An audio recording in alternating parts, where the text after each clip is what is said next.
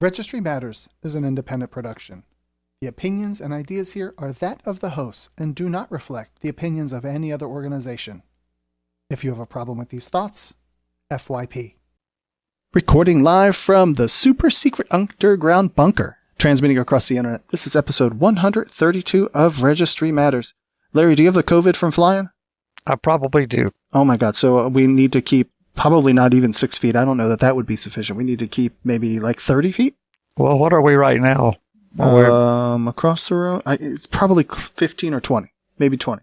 So, all right. Well, we're doing the best we can with what we've got. The acoustics in here are always amazing. And what is the super secret underground bunker? It is a residential facility in the county of Butts. So you people that are looking, all you have to do is hit every residential unit in Butts County, Georgia. There's only like 30 people that live here. And you'll eventually find us. We have a handful of people in chat. We have voicemail messages to play. We have possibly a 911 call to play. And a crap ton of articles. So we are just going to go dive right in. Is it hot enough over here and humid enough for you here compared to back west? Well, it's only in the low 90s. What do you people expect this time of year? I would expect like pretty much this. Not too long ago, it's been very cool. So yeah, I would expect roughly this. So who do we have in chat tonight that I can say hi to? I don't see them on my screen like I usually do. We have a Teresa, and we have a Tammy and a Will. So alrighty, that is the big crowd this evening. Well, this first article comes from the Appeal, and the title of it is "Coronavirus in Jails and Prisons." And this article is, I put this at the top just to give us a quick little update on where things are as far as, is it still spreading rampantly in prison? Is it, so this is just more or less just like an update of where we stand on things. So, Larry, where do we stand on things? Well, it's, I didn't read this article, but I would imagine from what I'm hearing in the news, it's escalating at a lot of institutions. Yeah, is that what the article says? It is. It hasn't abated is pretty much the answer. It's like the worst conditions that you could possibly be in is to be in prison. More cases, more people getting infected. They're not able to clean. They're not able to separate. They're not able to get masks. It's pretty awful. It's a pretty dismal situation if you happen to be locked up. Much like the situation you describe in the for that riot, if you were there, if you got out on the 28th versus the 29th in your state? Yes. Well, this doesn't take any particular level of genius to figure it out when you have people clustered together in conditions that are not less than ideal without a pandemic. Sanitation and cleanliness is less than ideal.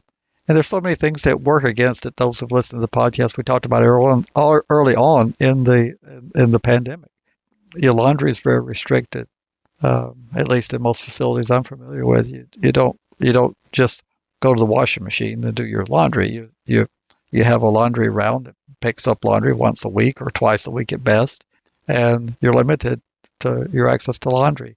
Water is designed to prevent flooding of cell blocks in housing units, so water is restricted in terms of it flows with time limits of anywhere from a couple of minutes to maybe 30 seconds. Yeah. And so you're constantly having to push the buttons. The flow is not strong in most situations. They're trying to conserve water resources.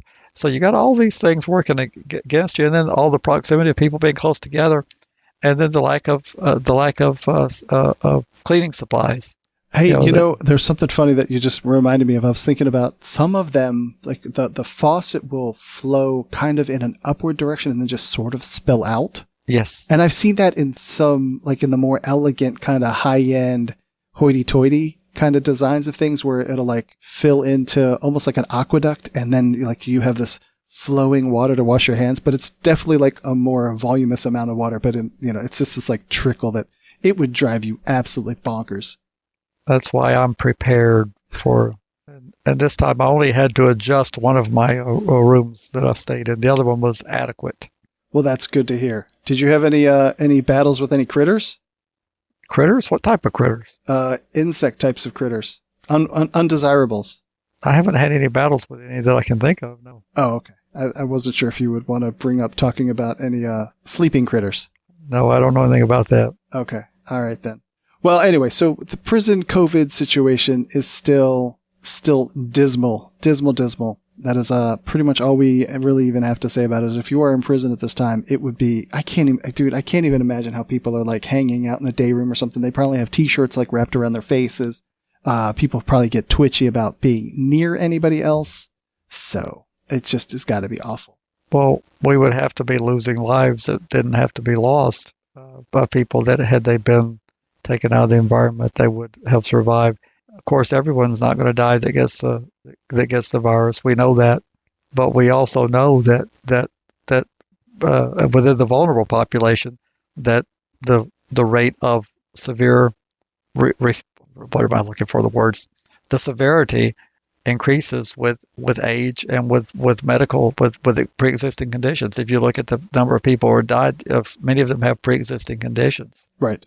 And we know that we've got the prisons, particular in the states that have 3 strikes laws, where we have a lot of elderly people who have not been able to be released because they're not eligible to be released. And we're going to keep them till they die. And I guess in that regard, it'll relieve the state's problem a little bit sooner. You know, we have an article coming up talking about that, where someone said, I don't care, and that person had a lot of pre-existing conditions, so maybe he got what he deserved. Maybe he shouldn't have been fleeing from the place. I don't see a problem with that. Absolutely not. Well, let's jump over to another article. It's from The Appeal as well, and this is Minneapolis City Council members announce intent to disband the police department, invest in proven community-led public safety. I've been hearing a whole lot of things about this one, and maybe this even ties into, I think it was a city in New Jersey. Oh God, I can't think of the name of it. Do you know off the top of your head? It's on the tip of my tongue. Anyway, they did a community policing thing in New Jersey, and but anyway, this is we could probably spend a whole lot of time, because even you and I had a conversation earlier in the week about who has the authority to do this.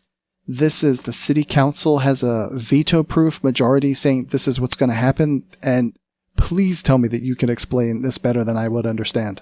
What particular aspect did you want me to explain? How, so the city council can then just go, hey, mayor, we don't want the police to be this way, and you're going to follow our committee of veto-proofness? Well, it would be, a veto would work just like it would work at a state or federal level. Say on a 9-member council. I'm pulling this out of air because I don't know the number of the size of the council. But if the city charter requires a 2/3 majority, and if it were a 9-member council, if you had 6 councilors, you would just override the mayor's veto. So you would pass the ordinance. The mayor would issue his veto. The mayor would plead with people to sustain his veto, and he would be looking for 4 votes because if it took a 2/3 override, 6 votes would be the magic number. So he would be his magic number would be 4. So he would be making all kind of promises to prevent the override. And when they vote to override the veto, then the legislation, the ordinance would become law over his objection, and it would be as if it had been signed. This, I think there's a lot of confusion in the way that this is worded, that they're saying that we're going to, quote unquote, dismantle the police department, which is probably true in the literal sense, but not true in the actual sense. They're not talking about having anarchy with no sort of law enforcement agency. But in the end of one of the paragraphs, it says, we can resolve confusion over a $20 grocery transaction without drawing a weapon or pulling out handcuffs. That you don't deploy the police for every different difficult kind of transaction that you would have with people. From, I was driving up here and I saw 6 police officers had somebody pulled over. I don't know if this person had some sort of vest on that would explode. I don't know if the person was just having a temper tantrum, but did they need 6 police officers to handle the interaction? That you could build in different units to handle domestic abuse, traffic tickets, and have, okay, fine, we have some sort of serious threat that we do need weapons, and we can call in that department to handle it. I think that's what they're actually trying to describe. Well, I think they've had some ideas about unifying the Hennepin County law enforcement, which is the sheriff's department. I don't think they have a county police department. That seems to be a distinctly southern thing, where they have a county police department and a county sheriff's department. But I think, as our guest said last week, they're looking at one option to bring in a unified enforcement from the county. But they're not going to go to having no law enforcement. But what this would be, it would be we've given up on being able to reform the department that we have, the existing apparatus. It just needs to be dismantled. And that's exactly what needs to happen in many cases. It's very difficult to reform an existing bureaucracy. I think if we want to spend some time on this podcast, we could talk about businesses that have failed because they were not able to transform themselves. Certain. This is not just a public sector thing. I would argue that Eastern Airlines doesn't exist anymore because it was unable to reform itself to reflect the competitive nature of a change industry. The power structure within the union, within the machinists, and within the flight attendants union, within the airline pilots union, they just were not able to adapt to we had gone from the era of the Civil Aeronautics Board setting fares to a competitive where the airlines were able to set their own fares, and it was competition, supply and demand, and the cost structure that had been built up when there was protection of fares and protection of routes, and the only thing you could compete on was basically food and how you pampered your passengers and how pretty your flight attendants were, which they called stewardess in those days. It was a whole different world, and they were not able to change. Now the consequences weren't that people were dying and being tased and beat up, but the culture was too entrenched to change. And that's what we have here with Minneapolis and many police departments. They are not able to recognize and to effectuate the changes that are needed culturally. They're just not able to do it. They've got too many of the old guard. They've done it this way too long, and the union is too strong. And we have a union article coming up later about how unions stymie the police unions stymie efforts to reform. And it may be that disbanding is the only option. Can you backtrack just a little bit that you brought up something about there could be a county police and county sheriff? To me, I use those words interchangeably. Well, in the state of Georgia, many counties here in this state have the county police. So if you pick up the phone, you would call, if you're in Clayton County, you would call the Clayton County Police Department.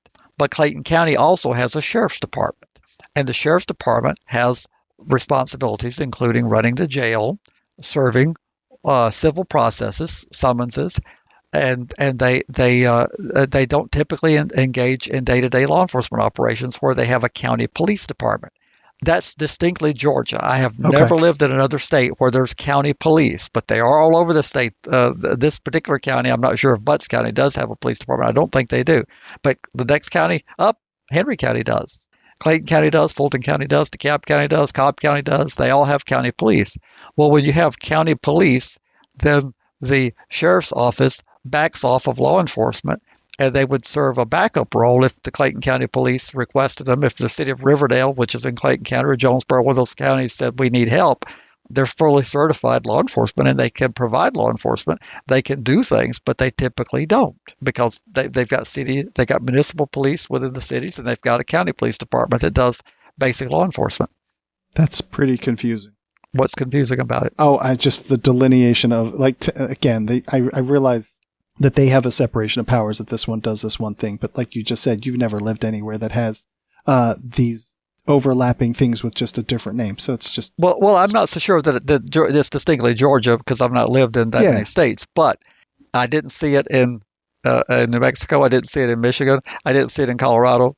I haven't seen it in other places. You know, they have a county sheriff's department, and then they have their city police where there's incorporated cities, but I've not seen what they refer to all over this state as the county police, but they do have them here, and they probably do have them in other states. It's just I haven't lived in enough states to do the comparison. But it's not that complicated because they define what the responsibilities are. In Georgia, even though the sheriff doesn't do where they have county police, although the sheriff typically doesn't go out and do road patrol, they could if they wanted to. Right. The sheriff is technically the chief law enforcement officer of any county in Georgia, and the sheriff could put a patrol division on the street, but the sheriff chooses not to because if the county commissioners have funded a county police department for the purpose of providing basic law enforcement. The sheriff's department is not going to go out and duplicate what's already being done, but the sheriffs in this state, particularly, can do almost anything they want to do. So yeah, and then also you just said something that you don't know a certain thing. I thought you knew everything. Everything that's worth knowing. Oh, I didn't realize it was. Oh, okay. And who's the arbiter of what is worth knowing? I am. Oh, okay. But I wouldn't be surprised if New York doesn't. I mean, New York probably has county police. I bet if Charles were here, he could tell us that. But I know it's very common here in this state. I wonder if some place like Pennsylvania that has like counties and boroughs that they. Well, I know Maryland does because I've heard about the Montgomery County Police. I've heard, so I don't think it's distinctly Georgia, and I didn't mean it that way. But it's not widespread that you see it in every single state. Okay. Then let's move over to, what is this, law360.com. And hey, man, this is some bipartisan support that you always grill me on and say, oh, here's some of your bipartisan support. And you say it with a very contemptive tone. But this is a quartet of senators has put together trying to make it so that our people, and those our people are the ones that have any sort of felonies, could apply for the payroll protection program or the paycheck protection program. The funny thing about this, though, Larry, is that when does the enrollment for this thing stop? Very soon. It's June 30th. Yep. So I can't imagine Congress doing anything to get anything through. Here it is, the 13th. So they're gonna have 27 days to get their act together, and then someone's gonna have the wherewithal to get down to their local office to fill out the paperwork for this. Wouldn't it be 17 days? Is it 17? 23? 17? 17. See? Don't do math on a podcast. Well, and I don't mean to imply that all bipartisanship is bad. What I'm trying to stress is just because it's bipartisan doesn't necessarily make it good. I think you just want to poke fun at me. Well, I do, because we assume mistakenly that something bipartisan magically translates to good. You don't just. I mean, the Adam Walsh Act was bipartisan. International Maintenance Law was bipartisan. A lot of things are bipartisan, and that doesn't translate to magically good. So you can have good public policy derived that is bipartisan. You can have good public policy result from something that's highly partisan, because that's the way the system's designed. You're supposed to have a winner, and the side of an issue that can muster the majority votes usually has to compromise with the minority to get enough votes cobbled together to represent a majority. And throughout that process of compromise, you often can have some very good public policy. But just because it has bipartisan support doesn't necessarily make it good. This is something that would, in fact, be good if it were to happen. Yeah, but it doesn't matter because they're going to have 2 weeks to get attached to it, and they've already spent $500 billion of the $600 billion that's allowed for in the program. No one is going to qualify for this. There's not enough time and not enough money left for anybody to get anything. Well, I said if it comes to pass, it would be a good thing. Yeah, I'm with you. I just this is too little, too late. The ship has already sailed, and all that hokey pokey stuff. Well, if we were to, for example, have a second flare up, and they had to pump more money into it, if we have, it would be something good to set the foundation for later, that we don't automatically disqualify people because of something that they've done in their past. Do you think that something like this would then carry over? It could. We could be having a debate right now. Well, not this now, but in this era, we could be starting to have a debate about, is it fair to penalize people from having access to taxpayer subsidized services when they're on the up and up? I mean, these people are employers, for God's sakes. Yeah, that's kind of one of the reasons why it really makes no sense that even in the article it says we should celebrate folks who have done exactly what society asked of them. They turned away from crime, they started a business to support themselves and their families, and contributed to their communities. An estimated 1 in 3 American adults has a criminal record, and because people with records often have trouble finding employment, many of them have gone on to start their own businesses after they've paid for their mistakes. So then, wouldn't we want to reward them and go, hey man, thank you for getting your act together and not committing more crime. Oh, by the way, we have this pandemic and we need you to shut down. F you, you don't qualify for any money. Well, all what you said is true, but it's not only FU, and it's FU and the employees of that True. Oh, entity. totally. Yeah. So, hey, F you for getting employed by someone who went to prison. So yeah. That's tragic. Super tragic. I don't understand that type of logic. I would want, like I say over and over again, I would want these employers to survive, because if we're to have this rebound that we're hoping for, employers need to be able to survive and put people back to work, so that taxes can start being paid, so we can stop running. This deficit this year is going to be, in my prediction, since we were at $1 trillion baseline before COVID-19, I'm predicting between a $4 and a $5 trillion deficit this year. Yeah, I think I heard 30 by the end of the year, maybe. Well, you're talking about the accumulated national debt. I'm talking about this annual deficit for this year.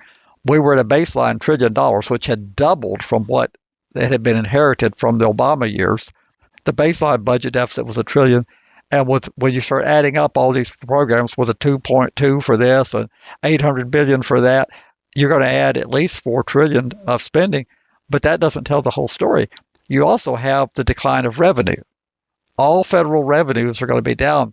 If you've got 40 million people not working, you're not getting Social Security and Medicare contributions. Right.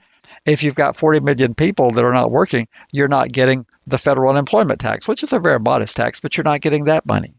And yet you're adding trillions of dollars of spending. If we don't have a $5 trillion deficit this year that ends September 30th, I will be amazed if we don't have a $5 trillion deficit. And those programs, at least the Social Security one, is funded by the current contributions, if I understand how things work. Well, it's funded by the current contribution to the extent they cover, and then we draw down from the trust fund to the extent those contributions don't cover. So it's a combination of that, and the trust fund is money that has been accumulated running surpluses for the last 30 years. I understand. Anything else here that you want to go over before we cover the next really amazing, outstanding article? No, I'm just hoping that these employers actually do get to participate in the PPP, and I'm hoping that people's jobs are able to be saved. Yes, without a doubt. That's totally true. But over at the Tennessean part of the USA Today network, Tennessee wants to put a man to death despite evidence of racial profiling during trial. God, there's a Supreme Court case, and I hope you'll remember the name of it, where they decided that you can't use race as jury selection. I believe that was Batson. That sounds at least close to what I remember. Well, Google Batson somebody, and I believe it's the Batson case. And they're rearranging furniture upstairs, Larry. It's actually the ice maker. That is a very, very loud ice maker. It sounds like it's dumping ice on the floor. Well, the pan was empty, so that's what it's doing. They emptied the pan out for some reason. Oh, it probably had COVID on it. But this is a man who has spent a truckload of time. He was convicted in 1987 for a murder, and he's not. I mean, he's brown, Larry, but he's not like a black man, like a traditional. And I hope I don't sound offensive there, but he's not like the typical like black person that we have in the United States. He is from another country, and he got convicted, and there was like lots of racial biases and so forth. There was only one black person on the jury, and so forth. Anyway, so what else is going on here? Well, the state is arguing that the trial was fair enough, but if it was, I think it was Batson. But Jen says yes, it was Batson. Yeah, the Supreme Court said that the prosecution can't use their peremptory challenges. Those are the challenges that don't require a reason to be stated. You just say, "You're excused. Thank you. Have a great day." And prosecutors would do that to exclude minorities. So if you were in a county that was 80% white, 20% black, and you had a black defendant, well, the jury, the number of people in the pool would be very small to begin with, because the black population is pretty small in the county. So the prosecutor would have enough peremptory challenges. They would just excuse anybody that was in the pool and end up with an all white jury. And the Supreme Court said you can't do that. Right. If you're a prosecutor, you can't do that to have an all majority jury. You just can't do that. But it wasn't the case back then. Right. So. But then would that not be brought forward to now terms? Well, I'm not really sure. Does he get a new trial? I didn't get to dive into this to find out exactly what all the states are arguing. But the point that you can make clearly is that if we were the just society that we claim to be, we would want to eliminate this as being an issue. If he didn't get a fair trial because the prosecution excused all the jurors that they thought would be objective, when you're going to put someone to the electric chair, which that's not why they're doing, but if you're going to take someone's life, wouldn't you want to make sure they got a fair process? I would think so. And I would also think that we would not want to have that black eye. We don't seem to worry about international opinion when it comes to us. We are quick to criticize other nations, but when it comes to human rights issues like young people in the registry, like what we have 11, 10, 9 years old, the youngest, but yeah, something like that. When we get criticized, we just kind of blow it off. So we will move over to the next article. Back to the appeal. This is I can never be more grateful. After nearly 35 years, Willie Mae Harris is released from prison. Harris is now 72 and blind and had been serving a life sentence for shooting death of her husband, a man she said had abused her for years. Last month, the Arkansas Parole Board agreed to free her.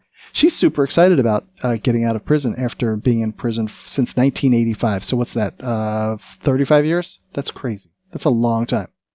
Well, we're going to have to give credit to the governor there. Asa Hutchinson agreed that the time had come, and he had previously said no, but he changed his mind. And as I have said repeatedly, and I'll say again, he has the political capital to do this because he will not be vilified by any Democrat politicians for letting her out. When you see these Republicans leave office, a former Arkansas governor that ran for president, Mike Huckabee, you remember he did a whole bunch of clemency?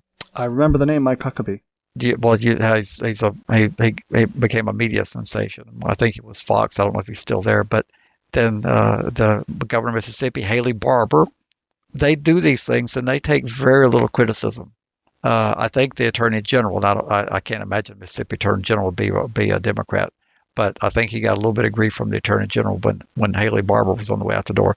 But Asa, for whatever his reasons are, he did the right thing. She was in prison long enough, and she's not going to be a threat to society. And he went ahead and made it possible for her to be released, and she's eternally grateful. Now she's only got 35 years of parole to do, so she's off parole when she's 107. That's nothing, man. She should be able to do that with her hands tied behind her back. Yeah. Wait, hang on. I probably shouldn't use that metaphor. Yeah, it says Harris will be on parole for 35 years and at the age of 107, according to her attorney. That's crazy. Oh. And I do struggle with those kind of things that she claims that she was abused by her husband, and then at some point, the tipping point just came and she smoked him and then goes to prison for first-degree murder. And given all of the truths now about so much domestic abuse and whatnot, that it's just probably another thing of the times that, of course, it's almost like if you're a woman in a marriage back in those days that you were just considered the property and there was no reason for you to shoot your husband for beating you. You should just take it. Well, it says in the article, though there was evidence that could have proved the abuse, Harris's attorney, who were court appointed, presented none of it. Harris was the only person to testify in her defense. And it was a court appointed attorney, right? So she had a public defender? Yeah, and I don't know that was the reason why they didn't do anything. It's the common belief if they have a public defender that the public defender doesn't do it because they're a public defender. There could be strategic reasons, but it is bizarre. But nonetheless, I'm not even getting into that. 35 years and she's 72 and blind. Mm-hmm. It's time, folks. Yeah, she probably can't do much damage on the street. So Governor Hutchinson did the right thing. Outstanding. Over at the New York Times, we say how police unions became such powerful opponents to reform efforts. Do you know, Larry, that there are certain people that they have an appearance and it's almost like their job is then picked for them because of the way they look?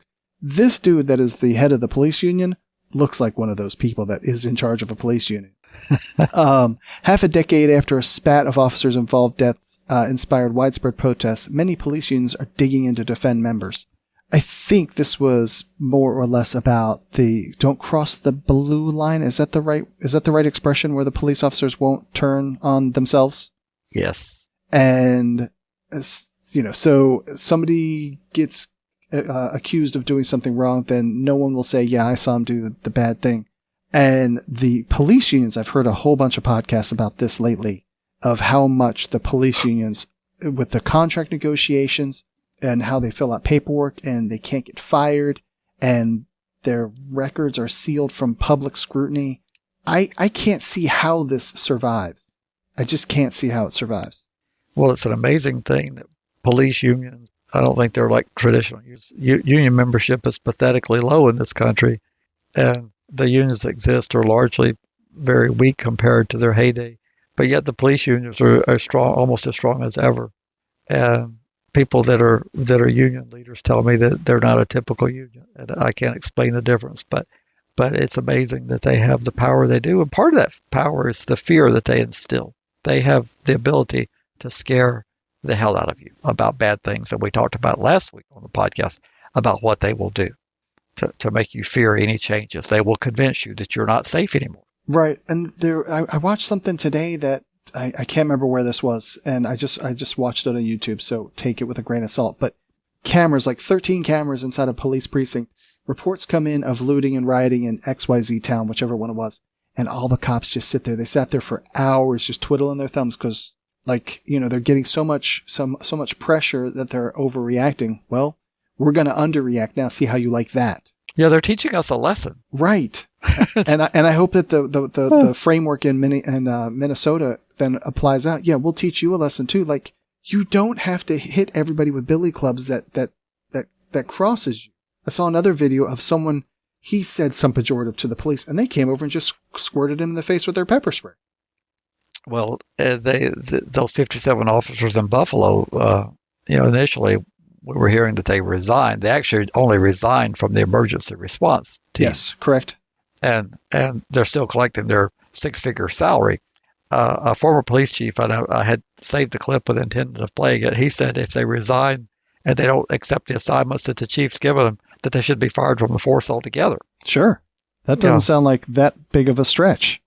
But yeah, they were making a statement that's designed to scare. Well, we just won't have an emergency response team. We'll show you people. If we're not going to back us, we just won't do this anymore. And then there's another paragraph in here. It says, politicians tempted to cross police unions have long feared being labeled soft on crime by the unions. And those are big voting blocks, and they would have a lot of bully pulpit. Is that the right term to even use in this case? They would definitely have access to almost nonstop media coverage. If the police leadership is telling you that the community is in danger, that is going to be covered. That's news. I tell people when you have officials, whether you agree with them or not, saying that things are dangerous, what do you expect them to do? Well, we don't really think it's all that dangerous. We won't cover that. They're going to cover it. Yeah. God, I don't know how you fix that one. I mean, because, like Larry Krasner, so the guy that got voted in Philly to be a progressive DA, how he seems to have won on the platform of something more close to equal and justice and whatnot. And he gets trashed in the media pretty regularly. How do you combat that they have that kind of platform? I think education, as far as the media, they're going to cover it because it's news. Yeah, of course. And I mean, that's kind of their job, and they're driven by ratings.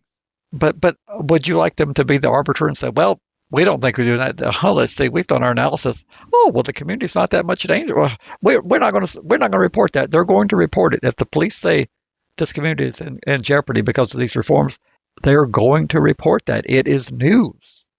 Yeah, but you say, are they going to be the arbiter? They're already the arbiter. They pick and choose. Now, of course, this is a newsworthy thing, so they're going to cover it, but they pick and choose other things that they don't cover. That is correct. But we talk about the 1,000 people that get shot by police every year. They don't cover all of that. They don't cover all of them, but if we didn't cover it, we wouldn't know 1,000 people got shot, would we?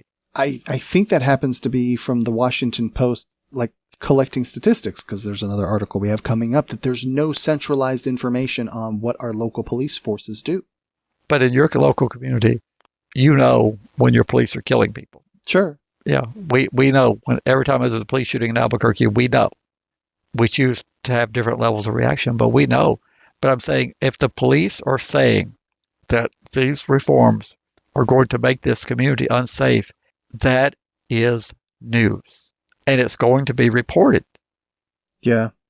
I don't know.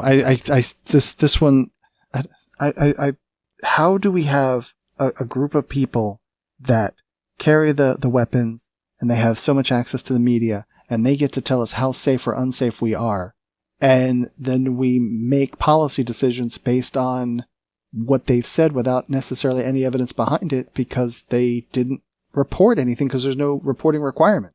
Well, I mean, if people want to stand up and say the community is safe, they'll report on that also. They'll say, well, the district attorney says the community is safe, or four city councilors say the community is safe, but they're not going to ignore when the police are saying that bad things are going to happen. They're going to report that. That's news. Sure. Well, then let's move over to another New York Times article. Democrats to propose broad bill to target police misconduct and racial bias. How in the world, Larry, can those federal government people tell my local police department how they should or should not act? Well, literally they can't.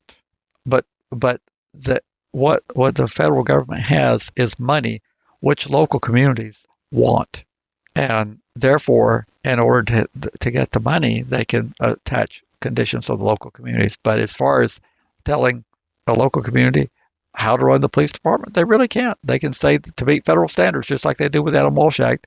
In order to meet federal policing standards, if you want your burn grant, you will do these things. You will act in the following fashion. But they don't have to do it. They can say, you know what, you can take your burn grants and you can do whatever you want to with it. I've made that argument many times. It's about the school lunch program. I heard so much criticism about the National School Lunch Program standards, about how Michelle Obama was dictating. No, she wasn't. She was just saying you'll get this batch of money if you follow these guidelines. If you want the federal government to feed your local school children, which that's the buckle where all the lunch money comes from, is from the National School Lunch Program, federal funds.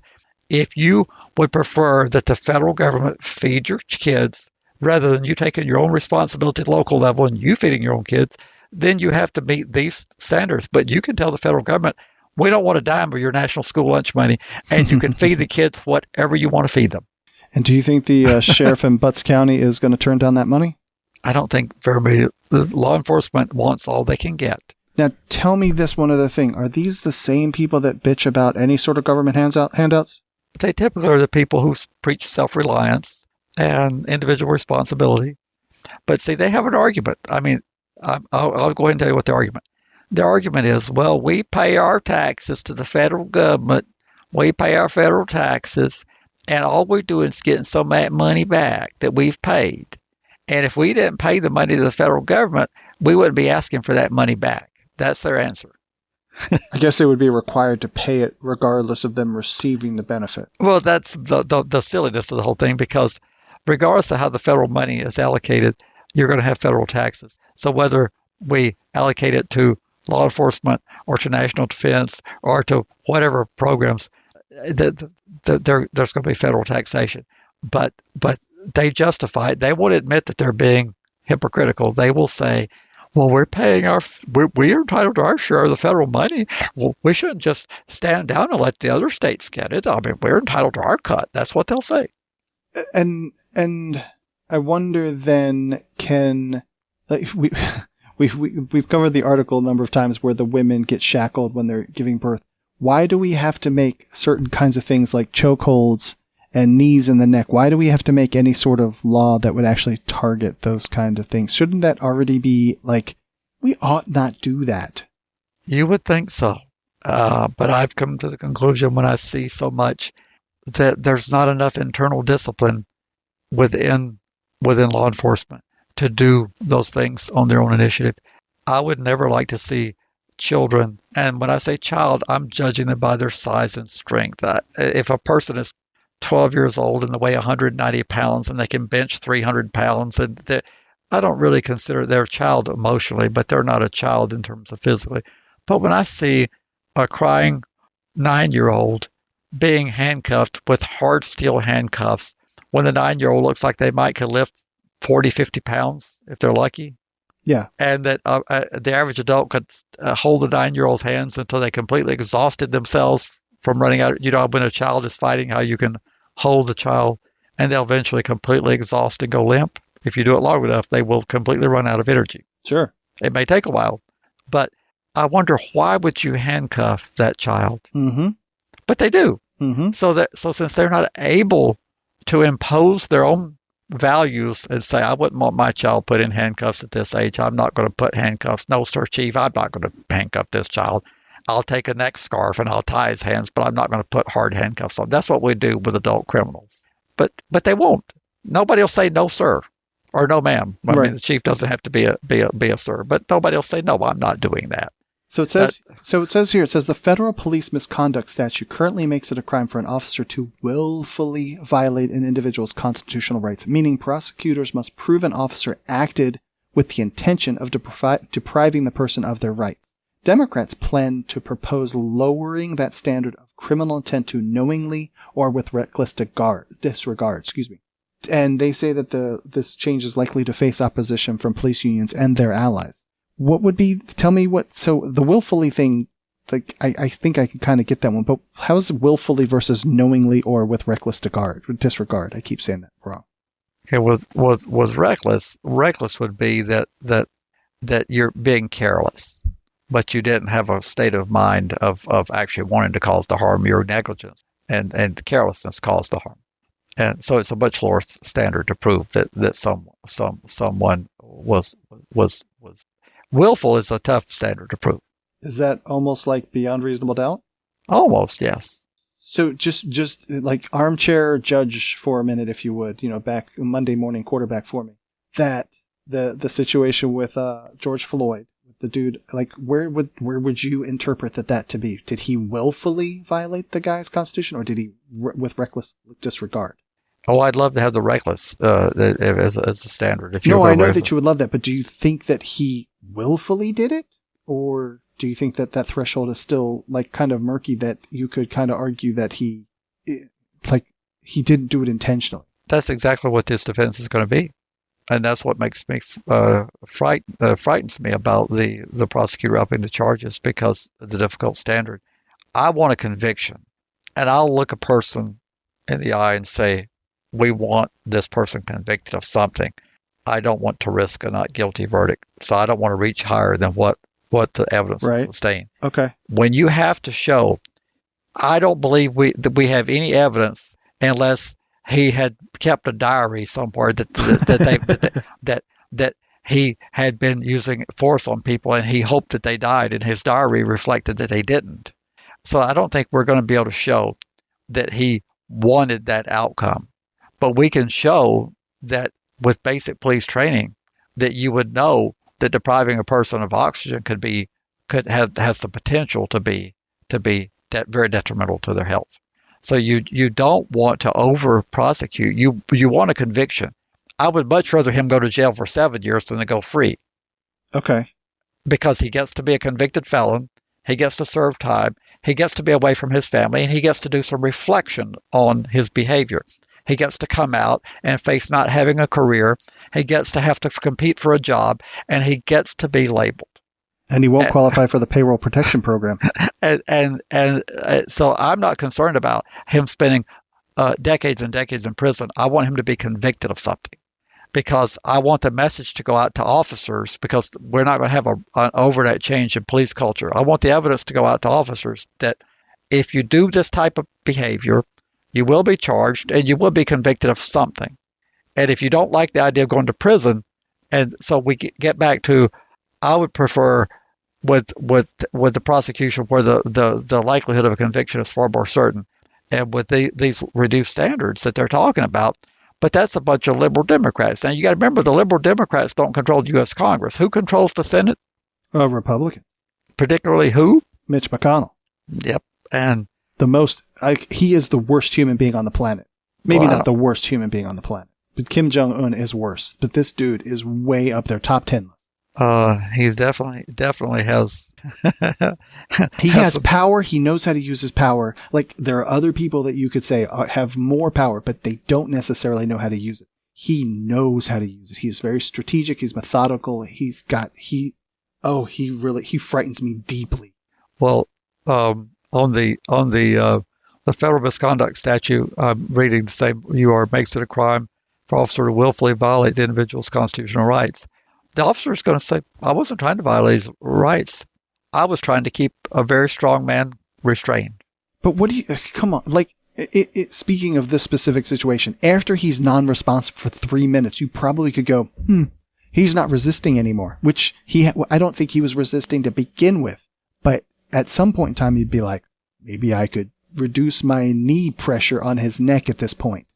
This is like, I don't know. I don't know how you really get around much of anything than maybe not first degree murder, but second degree murder. Well, what we need to do is next week we need to bring the Rodney King beating video with him clubbing all the officers. Have you seen that video? I vaguely remember. I remember somebody getting pulled out of a truck, I think, and getting the crap beat out of them. Well, that was the driver in the riots. That was Reginald Denny. But the Rodney King video that sparked that, there was a group of officers. I don't recall how many, but I think it was in the 4 to 6 officers, and they were swinging their clubs wildly on him. Okay. And cameras happened to be rolling and captured. Otherwise, they would have said stuff that wouldn't have been sustainable. But 1980, who had cameras? Well, it wasn't that long ago. It was in the 90s, if I recall. But the police, their defense was that they were only using the force necessary, and that Rodney King was in control of that situation while he was pleading for his life, covering his head, and they were swinging and clubbing wildly. That was their defense. It worked. A Simi Valley jury in California found him not guilty, with him on the ground being clubbed repeatedly, and the police saying, we were doing this for our own safety. And then the big old bad federal government came in, and they brought federal charges, and they actually secured a conviction. But the state jury refused to convict. This is nothing new. You can't. It's difficult to convict a cop of anything. Certainly. And it's going to be the same situation in Minneapolis. It's going to be very difficult to convict these cops, and particularly if you overcharge them. Okay. Which is kind of, that seems opposite of what we normally experience, where the charges are accelerated and enhanced to try and get you to plead to something less. And here you're almost describing a lesser situation where we're just trying to get him guilty of something. And I don't mean we, but somebody's trying to get him guilty of something. Well, now, though, I'm not saying the prosecutor might be overcharging with the intent of offering a plea. I don't see the community accepting a plea in this case. Okay. So if I'm an elected prosecutor, I'm going to be fearful of offering a deal, because the average citizen's not going to understand why you offer deals. And they're going to say, there they go again. There's that corruption that we were feared of. Here it goes. They're making a deal, so the cop doesn't have to pay the price that a regular person. They're giving him a sweetheart deal. And I don't think the community would tolerate that. I think the prosecutor would have an immediate rebellion if they cut a deal. So I don't think you can offer a deal. I'm not saying that that's not in the prosecutor's mind, but I don't believe politically you could offer a deal. You have to convict this cop. But I think the prosecutor has to be courageous and say, if I overcharge, I might end up with nothing. Now, you can always ask for what's called lesser included. So if the jury won't convict on the more serious, then you ask for a conviction on the lesser included of the reduced charge. But I just don't like overcharging people. I really think that's a horrible tactic, and I think you charge accurately. You offer a reasonable plea to everyone, and if they don't take the plea, you go to trial. If the evidence will support it, you shouldn't bring the charges unless the evidence is supported. If they won't accept a plea offer, you try the case. Ready to be a part of Registry Matters? Get links at registrymatters.co. If you need to be all discreet about it, contact them by email, registrymatterscast@gmail.com. You can call or text a ransom message to 747-227-4477. Want to support Registry Matters on a monthly basis? Head to patreon.com/registrymatters. Not ready to become a patron? Give a 5-star review at Apple Podcasts or Stitcher. Or tell your buddies at your treatment class about the podcast.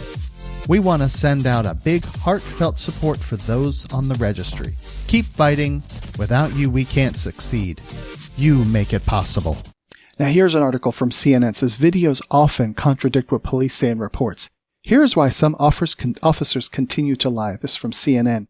Can you believe, Larry, that there would be video footage and then the officers would say, that didn't happen? They would actually contradict the video evidence, even like in the face of watching it. Well, yes, I can believe that, because what they say is their standard line. Well, you don't see everything in that video, just like I've heard from people that are dear and close to me about George Floyd. They say, well, you don't know what all he was doing before the cameras start rolling. I can't wait to see the rest of the tape. And I said, well, if the police have tape, why don't they release the video? Why don't we, if the police have all this magic stuff, why don't we get to see it? But the cops, typically, their response is, you just don't know the whole story. But even if that's the case, Larry, short of Osama bin Laden being on your front door with a vest that explodes, I don't want to say the B word, I struggle to think that the police should arrive at your door and kill people. I cannot fathom, the circumstances, short of that example I just gave, where there's immediate threat of massive public damage, that they are not the arbiters. They're not the ones that get to tell you that you get to die today. Well, I agree. But I don't know how any conversations that are had with anybody. Someone told me, I'm just tired of all this stuff that's on the news.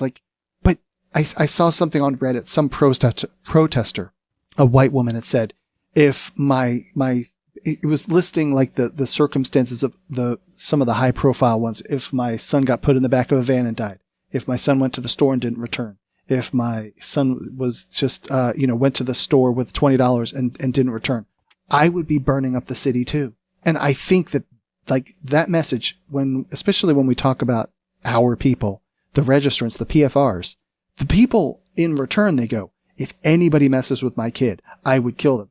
And somehow that doesn't translate to all of these other people have been killed for severely limited, inconsequential circumstances, and they've died over them. We talk about kids with plastic guns and the police shoot them. You can't, I don't know how you could ever justify that into something rational. Well, it's easy. Officer safety. I don't know what you don't understand. I mean, I'm not trying to be funny. I know. That's how they justify it. They say, well, I didn't know it was a toy gun. But but even still, to have the immediate trigger finger to that be the response to, oh, someone sneezed, I shot him. Sorry, my bad. Someone farted. Oh, crap. Damn, I shot him. I my bad. I can't put my head around all these circumstances. Well, I agree. I know. People get shot with no weapons. Some of the articles we have tonight, I think we have either one or two articles where there's a number of them that don't have weapons. Like this, the headline out of this article is a video showed officers in Buffalo, New York, pushing a 75-year-old man. Police initially said he had tripped and fell, but then video comes out and shows this dude, maybe he was slightly aggressive, but he didn't threaten the police, and they just freaking billy clubbed him, and he fell over, and then you see blood all over. And then they stood and watched. Isn't that sad? Unbelievable, dude. It's just unbelievable to me that I was having a conversation earlier about this sort of same thing. The police are, to me, we talk about white and black, and traditionally when you were coming up, probably when you were already in your 50s or whatever, the TV show The Lone Ranger, what color hat did he wear? So, well, I was 107 when that show was running. So what color hat? Well, it was white. Okay, and what color clothing and things did the bad guys wear? That's so long. I don't know if I remember. It was black and white in those days. Oh, okay. Well, it seems to me, so white has always represented the good people, guys, yeah. And the blacks and I know how wrong it is to say that, considering we have whites and blacks and other races and colors and whatnot. But so here in the picture that we have on the screen, the police are wearing all black, and in my head, black is the bad people. And our cops drive around in black cars, and they have all the tactical gear, and they're wearing military garb. They've got combat boots on, and they've got the BDU, the battle dress uniform pants with the cargo pockets. They've got all that crap on, and they look militarized. They don't look like they're community safety people. I agree. It's gotten where the police is more and more difficult to distinguish them from a military unit. it's sad that and crime has been getting less and less serious, less and less prevalent, and we've been more and more militarizing the people that are supposed to be interacting with the community. And of course, like, they are there to keep us safe. And if, oh my God, something bad is happening, I would like to scream out and go, I would like some help, please. But I don't know that those are the people that are going to come help me either. Hell, they might mistake me. Hey, I've seen your picture on that website. You're on that registry thing.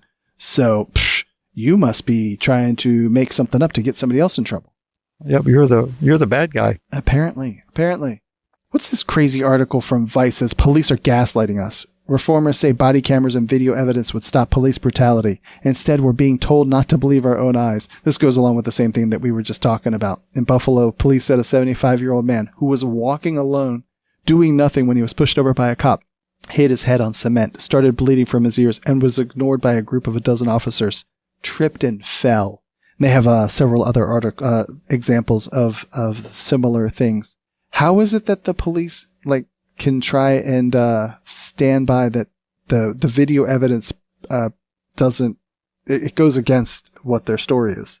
Well, they tell you don't see the whole thing. Do you see the video on that page? Did you see the SUVs running over the people? Yes.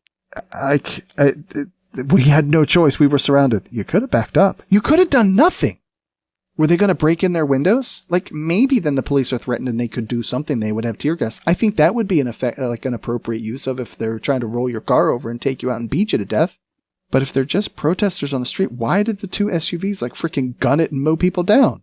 So, well, they would say that they felt very threatened. It was a menacing crowd and that they wanted to get home to their families. That's what the asshole did in Charlotte with the Jews will not replace us, and that the Unite the White riot, or protest, whatever that was. Yeah. Do you remember that? No. It was right after Trump was elected. It was in Charlotte, and I always forget. I'm pretty sure it was in Virginia. And the rednecks with the tiki torches running around, they were saying the Jews will not replace us. It's highly charged racist kind of things, and so a bunch of protesters, mostly black, but many other people show up, and it was a very large majority of protesters compared to the people that had started the white side of the protest. And anyway, somebody in a Dodge Charger runs down the street the next day and killed somebody, but just mowed the car into a crowd of people. I don't remember that. My senior moment here. God, I'm just baffled by this, Larry. Baffled. How about from the New York Times, where Barr says there is no systemic racism in policing? I don't see how you don't see that there's racism in policing. I just don't understand how our chief law enforcement officer at the top would publicly say, nah, there's no problem here. I think we refer to that as being tone deaf. That's a fair way to put it. Is it willful ignorance, or is it strategically countering the narrative? I wonder about that when I talk to people who say that they don't see it, and I'm wondering that if he's lived such a sheltered life, privilege, huh? That he just doesn't. That he doesn't. If you've never experienced it, it's not a relationship. It's something you can relate to. So I'm wondering if he's tone deaf, or if he's just totally oblivious, or does he really believe what he's saying? I've asked this to you a bajillion times about our president. Is he a babbling buffoon? Does he know what he's doing? Is he just an accidental genius of whatever? But this guy has been attorney general before. Is that right? Yes. So, I gotta think that he has proven he's competent somewhere in his past, because he wouldn't have just been yep, graduated high school and became attorney general. He would have to have some sort of resume to be appointed. This would be something of an accomplished, whether you disagree with his politics or not. Someone liked him somewhere along the way. Well, I have no doubt. He's respected, but respected people sometimes are oblivious to. See, I take the attitude that no one wants bad things to happen.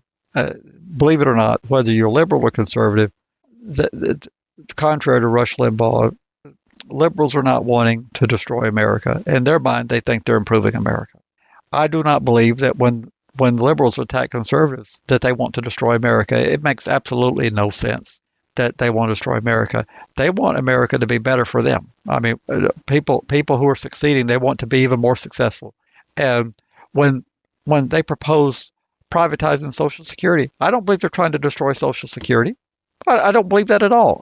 I think that they don't understand some of the ramifications of it, but I don't think Barr is doing anything deliberate necessarily. He may not have spent any time roaming around the inner cities and watching what happens. He that may not have been a desire in his life to learn that. Sure.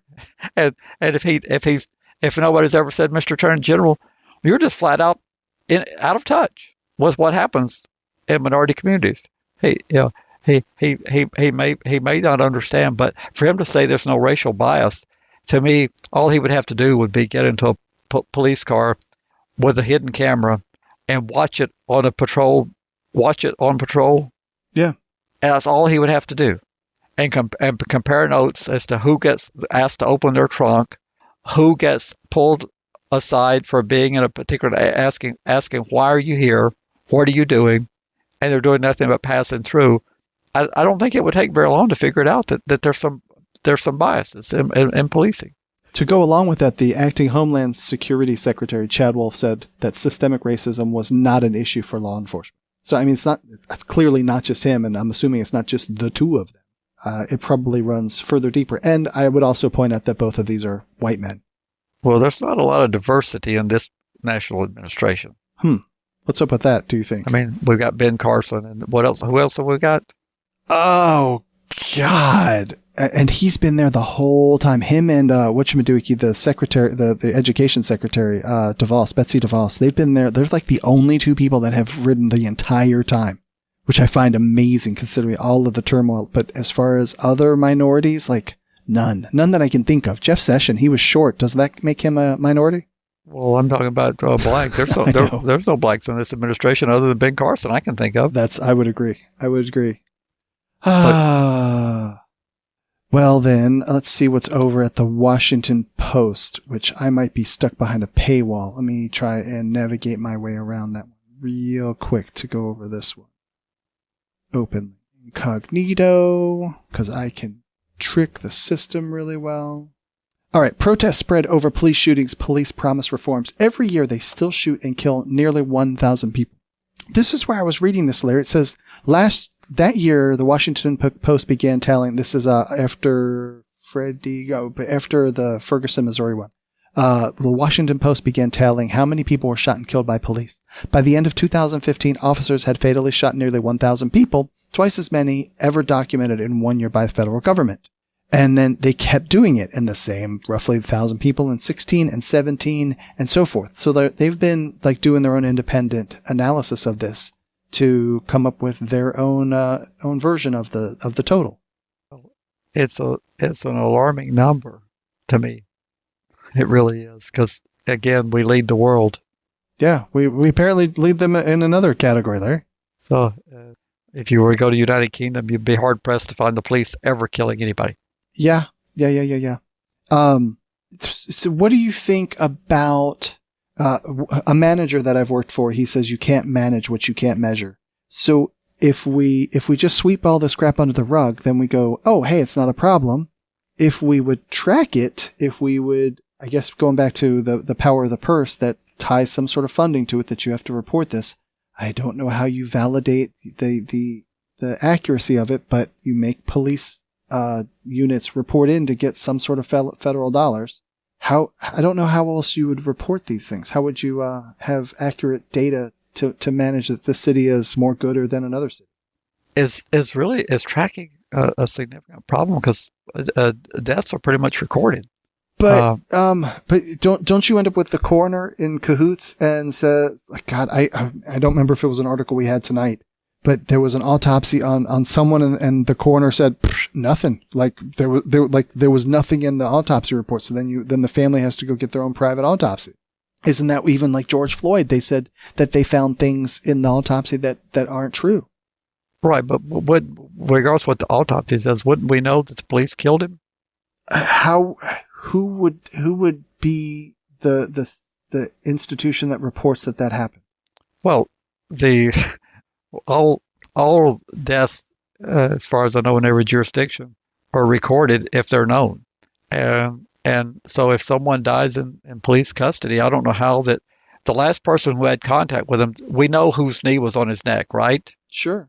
We know we know that he died in police custody. So it doesn't seem like tracking people in police custody that die would be all that hard. Same thing in prison. We know you go into the jailhouse, and we know that if you come out alive, one thing, and we know if you're brought out as a deceased, we would know that. We don't know necessarily what killed you while you're in prison. You could have died natural causes. But when a person dies at the hands of the police, I think we have a pretty good idea. So then by extension, do you believe that this is not accurate information from the Washington Post, that they're tracking twice as many deaths per year than what the government has information on? I'm not able to explain how that there would be such a variation of them, because it seems like it'd be straightforward. They either died or they didn't.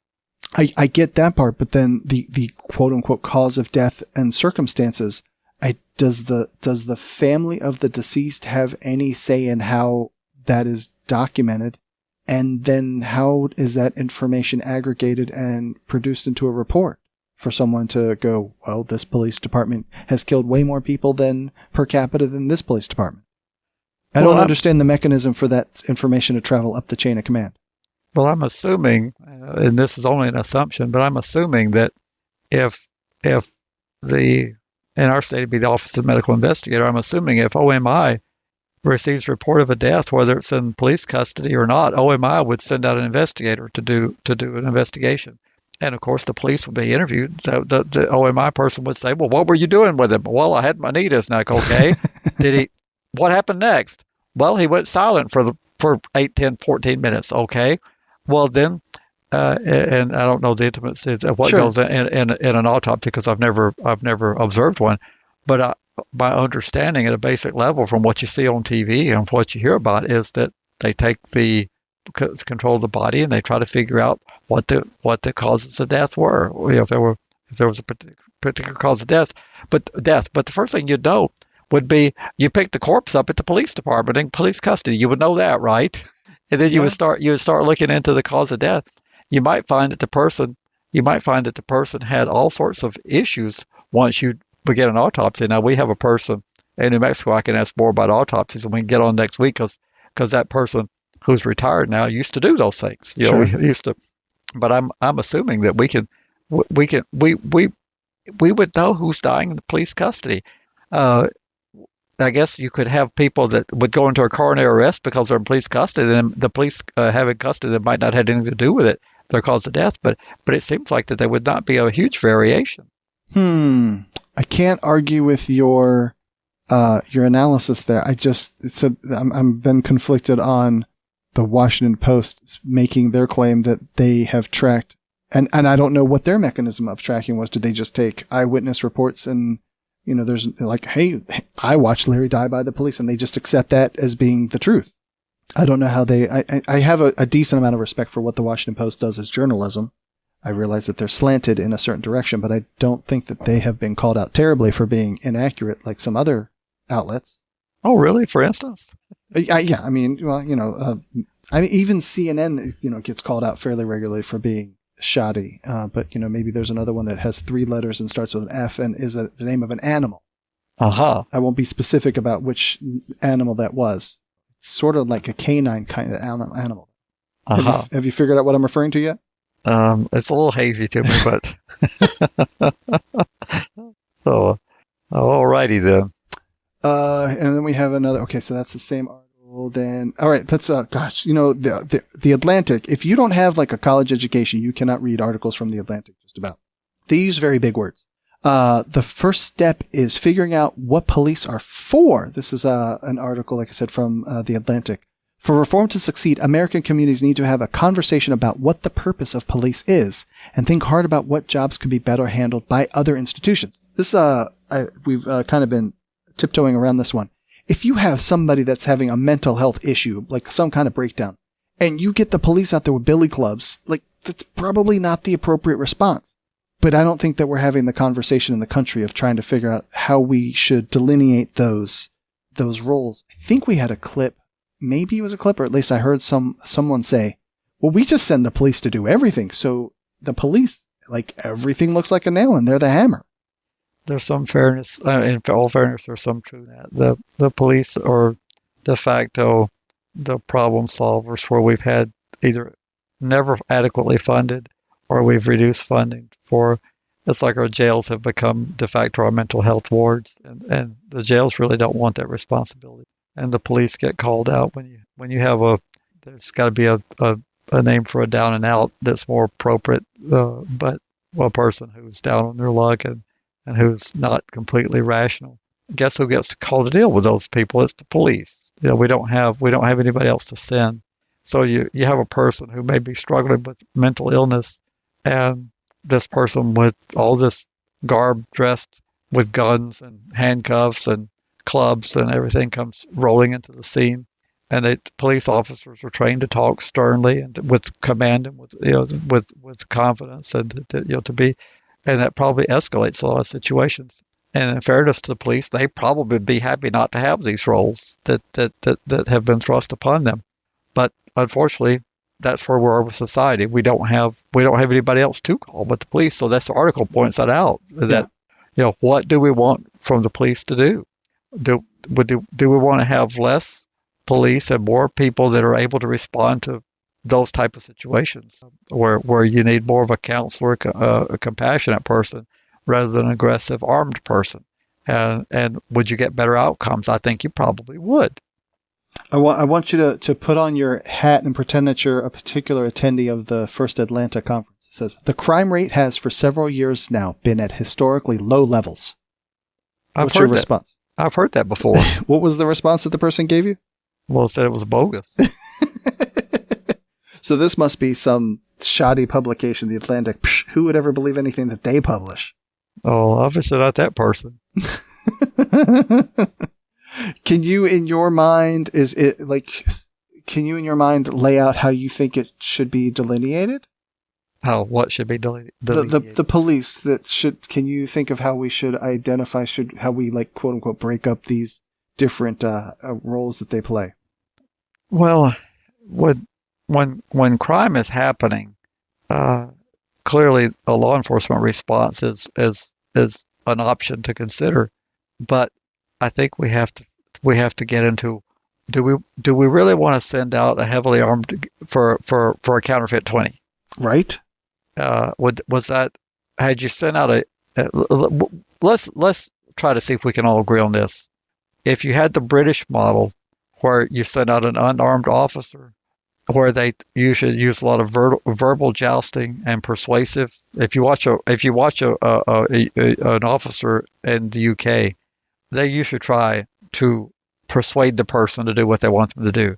So you'd go up with the British accent and, well, sir, could you step into the car, please? Would you mind putting your hands over your head so I can do a quick frisk of your body? They're trained completely differently. So I would like to see us send out police that are heavily armed in situations where heavily armed is the right thing to do, because that's what you're responding to. But I would like to see a much more low-key response.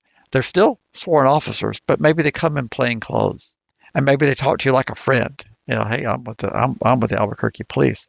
What's going on here? And crisis counselors available.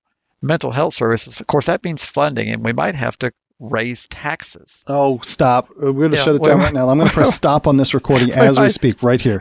We might have to either reallocate some of the money that's going to traditional law enforcement, or we might have to consider increasing revenues to pay for more mental health counselors, more crisis workers, because some things don't need the aggressive response from the police. They need a calming, counseling, therapeutic environment. This is more for Teresa to talk about from PA, but the police are probably willing to give up some of those things because they don't want to do all these things. They're not marriage counselors. Right.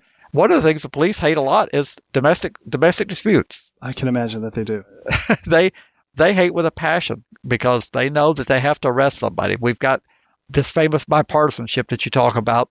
We agreed that arresting the primary aggressor is required to keep you federal funding. So when you go out on domestic violence call, you've got to take somebody into custody.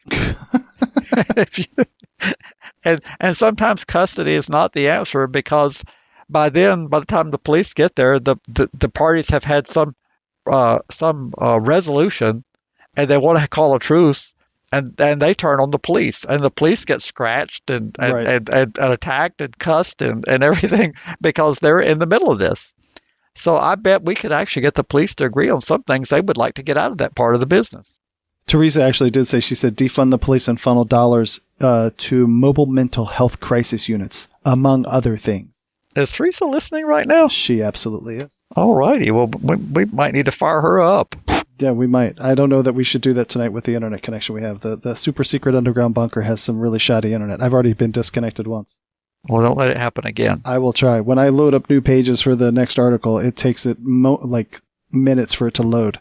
But, so with that, we're going to talk about, there was a man, a week or two ago that, like a vigilante murder had been killed in, Nebraska. And it says, Omaha man says killing sex offender was justified and doesn't think a jury will convict him. This is from Omaha World Herald. And I have a voicemail message from Will that I would like to play. Are you ready for the voicemail?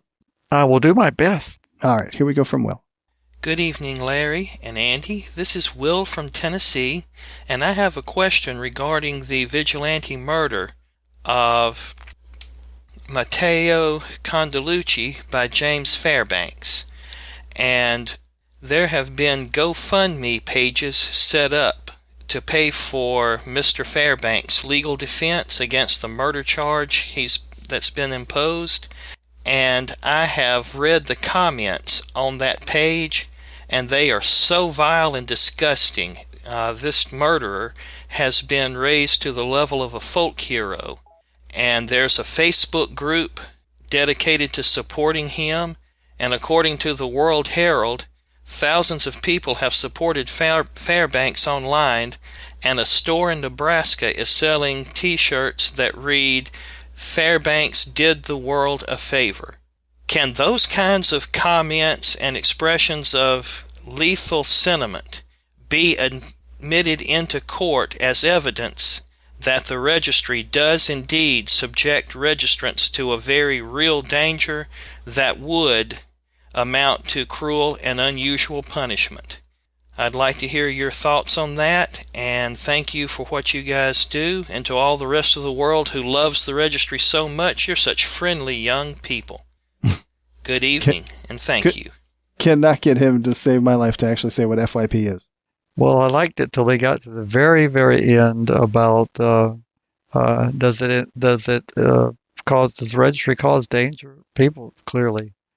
We've documented that with the ones that have been willing to proclaim that they use the registry as a tool to target their victims. We know that. There's the overwhelming majority do not pronounce that, but some have. So we know that. So we know it subjects them to vigilantes. But punishment is a governmental function, and because vigilantes are engaging in unlawful behavior, I'm not drawing the connection that that's punishment. It's dangerous, but punishment would be the punishment that's actually imposed upon you. And the registry is not a punishment that's imposed upon you.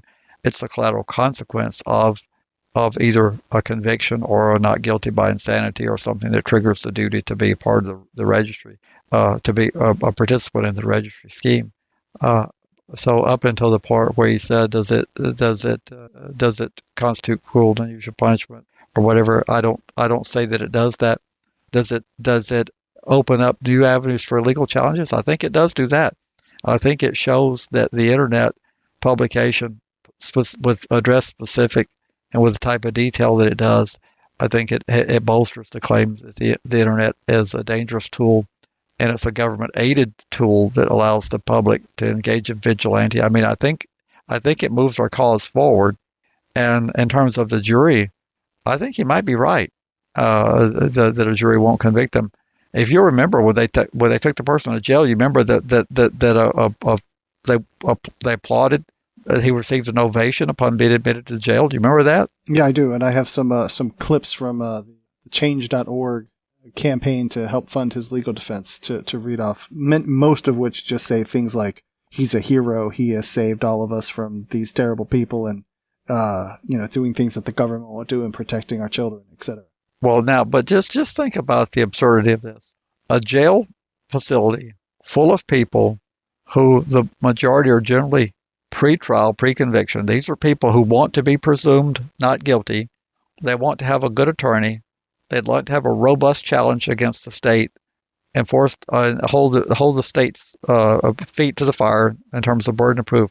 How is it that they could rationally do what they did and claim that they want due process of law for themselves? If you can explain that to me, I'll take you to the thickest steak or whatever you want to eat while I'm here, because I cannot fathom how that you could be in jail and applaud someone being admitted to jail who's just committed or been accused of, we don't know he's guilty, but accused of committing a very serious crime. To me, I can't make that calculate. Do you think from Judge Mach pointing out that the registry is cruel and unusual punishment at the hands of the public, do you think that ties into it? Ties into just the aspect of what you said is that here's the internet component, that we have this public registry thing, and because of public registry thing, dude got killed. And does that make any of the connection for you? Well, I don't remember vigilantism being a part of Judge Mach's decision. He was not focused on that, so I'm not drawing the direct parallel there. And Judge Mach, for those who would not recognize the name, that was the now deceased federal judge in Colorado who found that the registry as applied to the challenging parties was unconstitutional in several regards, and one was that it caused cruel and unusual punishment. And there was more than one plaintiff, and I don't remember which one he found it was cruel and unusual. It might have been the person who was convicted as a juvenile, but I don't quite see the parallel here. Will is determined that he's saying that 3 had been harassed, and Judge Mach called them out for it, that they had been harassed because of the public component of the registry, which then ties into this thing in Fairbanks, in Omaha, with Fairbanks and Condoluci, that because dude was on the internet, he was able to find out who he was and then decided to go murder him. Well, I know that before we sign off that people want me to say that that all registries are unconstitutional. Sure. And they're not. Right.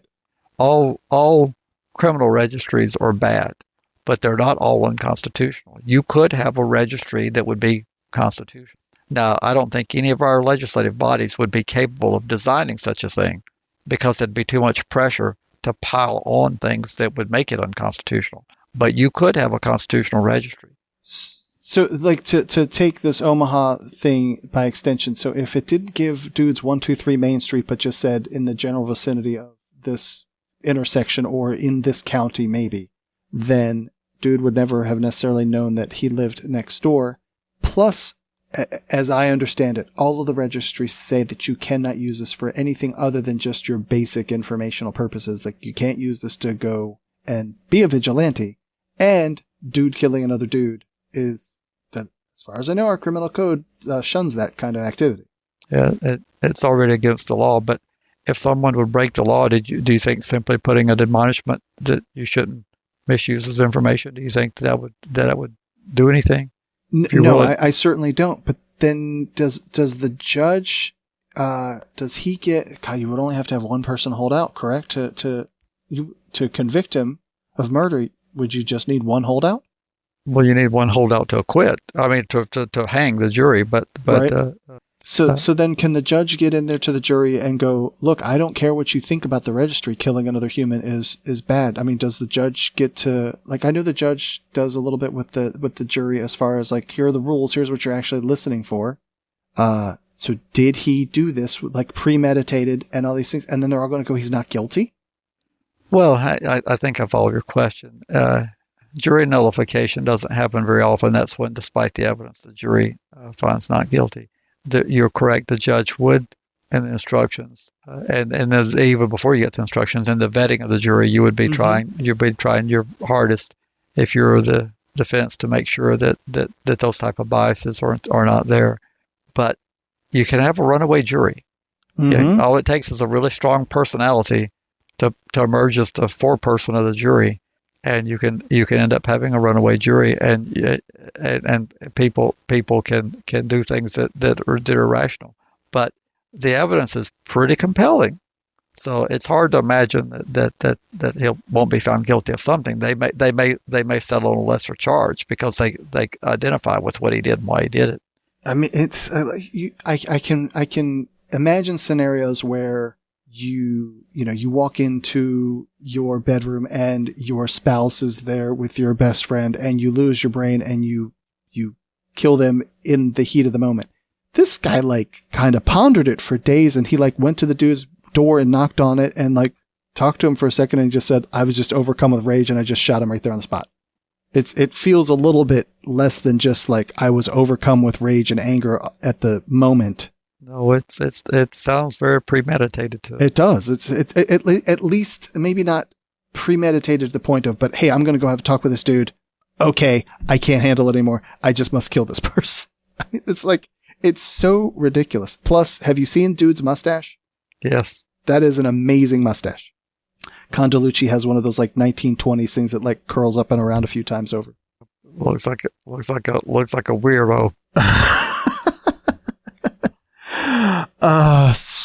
God, I really struggle to think. I can see the jury saying that maybe he shouldn't be guilty, but I don't know how they could argue. God, it would be, to me, there would be some mental gymnastics to sit there and go, he's not guilty of ending the person's life. So maybe they come back with some lesser kind of murder. I know that there's 10 different kinds of murder that there is, but somebody's still dead at this. Yeah, it's hard for me to imagine a totally not guilty, but they could cut him some slack and he could be found guilty without the premeditation. But the evidence is strong. Very well. And then if you are not in objection to any, if there are any other articles to cover, I would like to do the challenge to the Miami sex offender residency rules and then call it quits. Sure. Unless there's something else you want to hit. No problem. Groovy. So this one comes from Courthouse News. Panel hears challenge to Miami sex offender residency rules. And I always love when I read articles that have Lauren or Ron Book in it, because they just seem to have such a, their public image is oh, we're trying to help the offenders, but they are putting the screws to them at every turn. And this is about residents, PFRs just having to be, for all practical purposes, homeless and with nowhere else to go.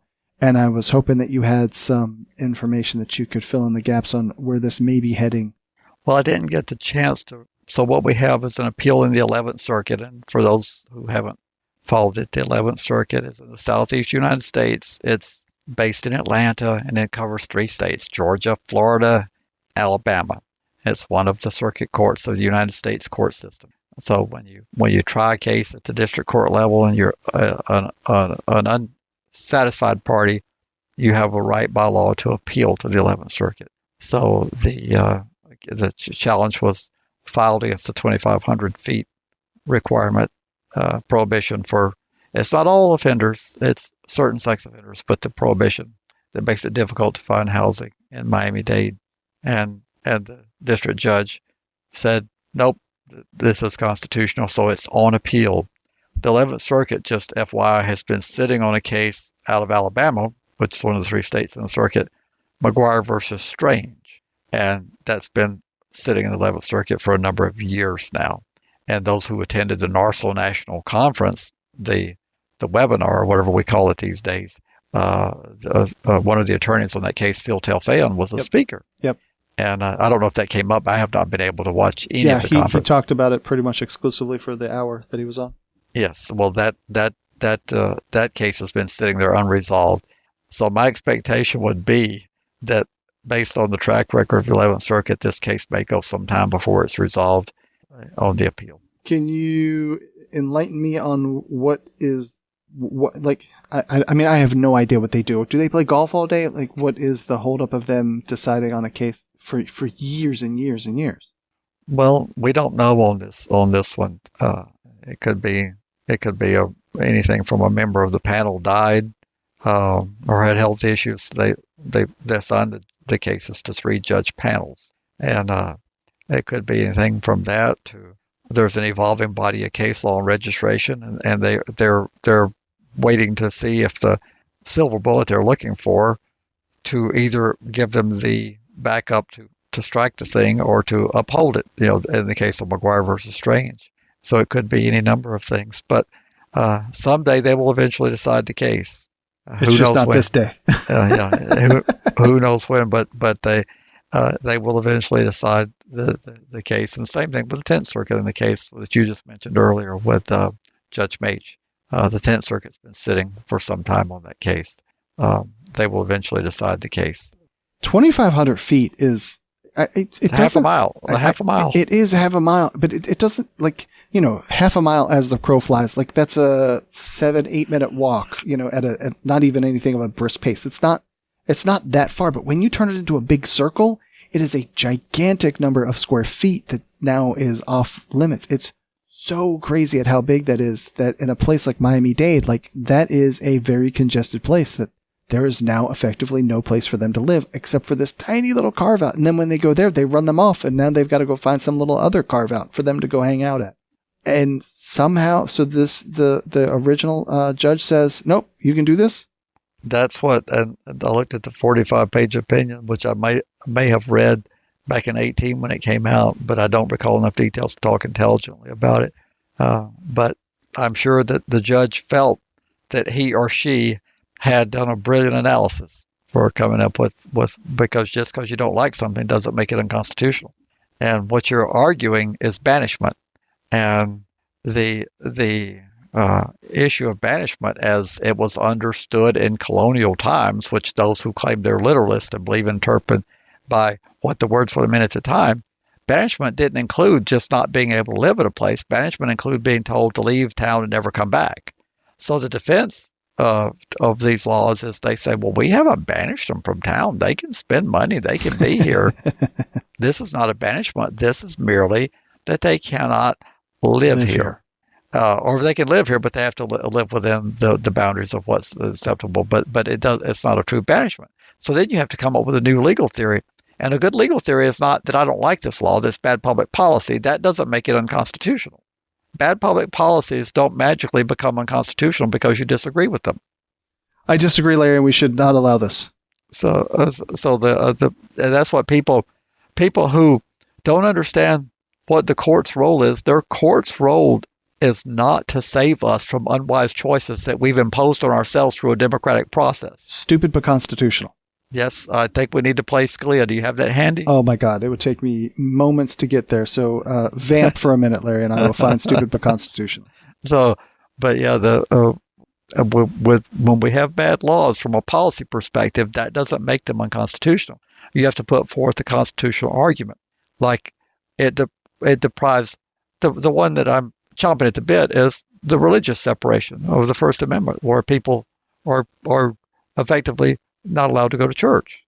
The law doesn't say you can't go to church, but the government, by prohibiting a person who is required to register from being within a certain number of feet, includes a worship house, and the worship house ought to step forward and say, nope, that's not none of your business. The government is not allowed to constitutionally separate us from our parishioners.